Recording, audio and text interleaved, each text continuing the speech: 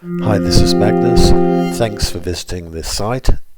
Today I've got another endgame for you. I'm playing the white pieces. I have a rook, a bishop, and a knight. My opponent has a rook pair.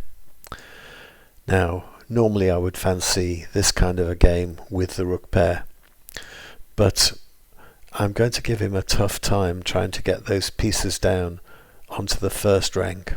And the way I'm going to do that is simply by leaving my rook exactly where it is to defend my king. And I'm going to use these pawns here together with the minor pieces to see how far up the board we can manage to get. Okay, so it's black to move, and he moves a rook forward, fully expecting him to double his rooks. And I begin my pawn push.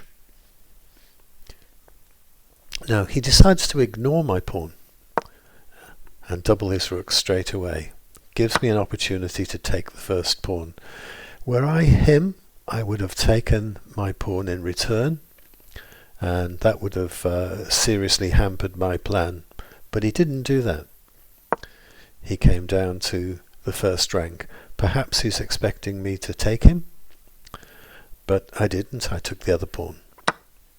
Now I've got ideas in my head at this point of moving my bishop over to here, moving this pawn forward, and then there's a discovered attack on his rook. So obviously that might not work out, but that's already in my head at this point. So after some period of reflection, he decides to attack my bishop, and that works out just fine for me because I wanted to move the bishop anyway.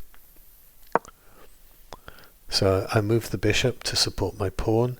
He notices this is a discovered attack, so he pulls his rook forward, and I decide to pull my other pawn up to support. So he then decides to attack that pawn, hoping to win some material along this rank. But what he doesn't consider is when I advance this pawn, I attack his rook. So if he takes my bishop, he's going to lose his rook. So he decides to move back, and that of course is a blunder because what we've got here is a fork. It's check. I'm going to win his rook.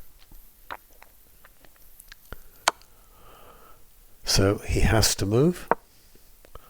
I take his rook and momentarily become a queen.